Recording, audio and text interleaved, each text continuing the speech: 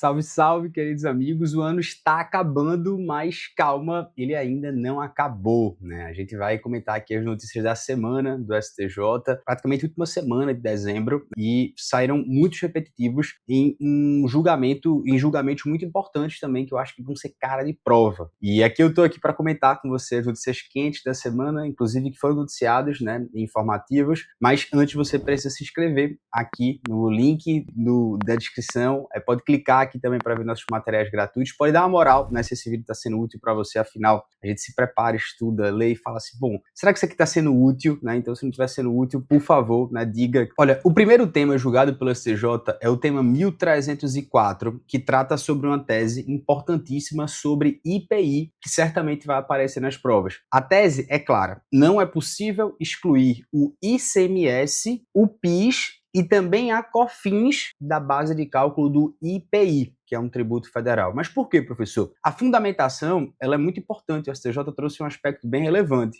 É muito essa ideia de tentar excluir tudo da base de cálculo por causa do tema 69 do Supremo Tribunal Federal. Mas aqui o Supremo foi muito claro, o STJ, ele falou, olha, ele partiu do conceito, já que a gente está falando de IPI, sobre o que é o valor da operação, que é ali a base de cálculo no artigo 47, inciso 2 do CTN. E valor da operação é o valor total da operação da saída desse produto industrializado. É o preço real do negócio jurídico. Isso inclui parcelas acessórias e isso inclui também os tributos por dentro. E aí, portanto, aqui vai o ponto crucial. O STJ deixou claro que não dá para transpor a tese do tema 69 do Supremo Tribunal Federal para aqui. Por quê? Porque o tema 69 disse que o ICMS não entra na base de cálculo do PIS e COFINS porque o ICMS não representa faturamento ou receita do contribuinte. Mas no IPI é diferente. A base de cálculo do IPI é valor da operação. Não é faturamento, não é receita. São conceitos completamente diferentes. Então guarde isso. No IPI a base de cálculo é o valor total da operação. No PIS e na COFINS a base ali é faturamento, a receita são coisas diferentes.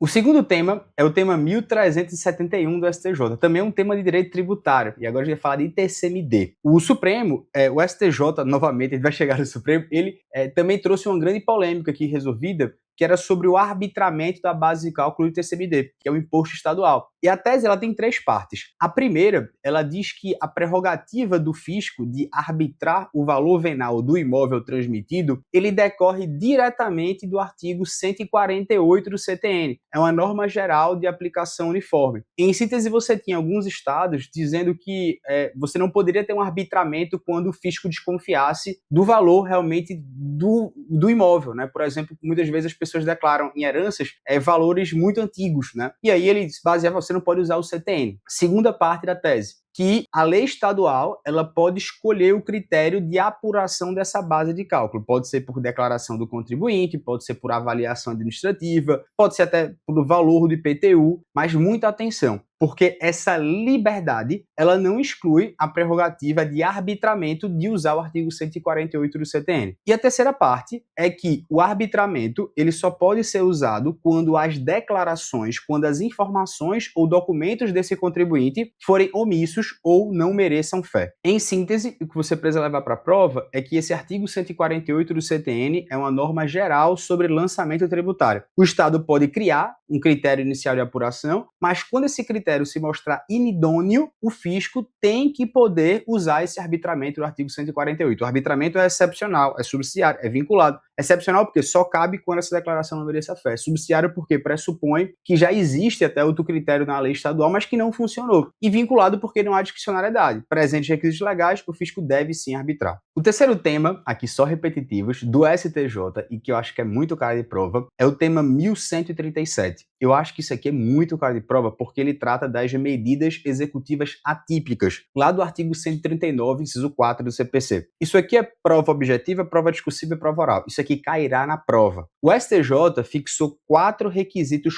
cumulativos para você poder utilizar essas medidas executivas atípicas, que é basicamente esse poder geral de cautela para que você determine ali, compelir alguém que não está pagando, que não está cumprindo a determinação judicial. Isso vale para liminares, isso vale para medidas executivas entre uma pessoa que deve, né? Isso é bem interessante. Primeiro, para você tomar essas medidas executivas atípicas, deve ser ponderado o princípio da efetividade e também o princípio da menor onerosidade do executado. Então, não é só olhar a efetividade, vou lá bloquear o cartão de crédito porque esse aqui funciona. Então, preste atenção, porque você tem que pensar também no devedor, né? Isso é menos oneroso para o cara? Então, primeiro requisito. Segundo, as medidas atípicas, elas devem ser adotadas de modo prioritariamente subsidiário. Ou seja, primeiro tenta-se as medidas típicas que estão previstas no Código de Processo Civil, depois, se não conseguir as vias normais, aí você tenta medidas executivas atípicas. Terceiro, a decisão ela precisa ter uma fundamentação adequada às especificidades do caso. Então você não pode fazer uma fundamentação genérica. Se o juiz defere uma medida executiva típica, ele tem que explicar por que ele está deferindo, tem que dizer essa questão, olha, isso aqui é mais efetivo, isso é menos oneroso, já tentemos várias coisas e agora eu vou fazer isso aqui, tá? Quarto, devem ser observados o contraditório, a proporcionalidade e também a razoabilidade, inclusive quanto à vigência temporal. Então a fundamentação do STJ é muito claro para que vocês entendam. Esse artigo 139, inciso 4 é uma cláusula geral de efetivação. O legislador não percebe todas as situações, então ele dá uma certa criatividade para o juiz, mas obviamente não é uma carta branca. Até lembrando que o Supremo ele declara constitucionalidade dessas medidas na ADI 59 e 41 e agora o STJ fixou parâmetros de aplicação. Então guarde isso. O juiz precisa respeitar essas 4 medidas. Isso aqui é muito cara de prova objetiva, discursiva e prova oral. E por fim, vamos para o quarto tema de direito administrativo, né, que é o tema 1294.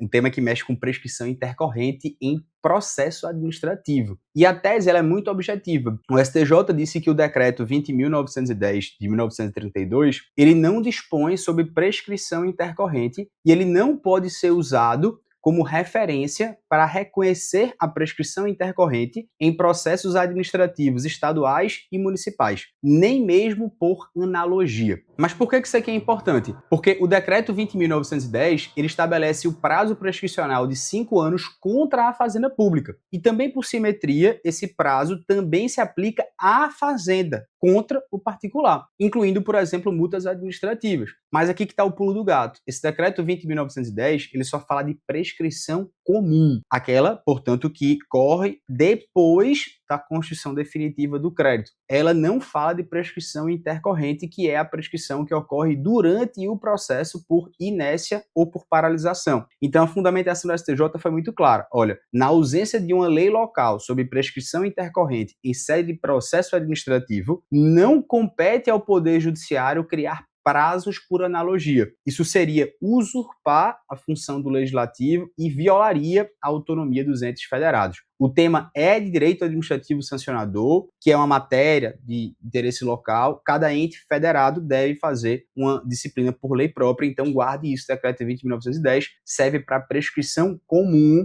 não serve para prescrição intercorrente em processo administrativo estadual ou municipal. Meus amigos, esses foram, acho que, as 4 principais teses do STJ da semana.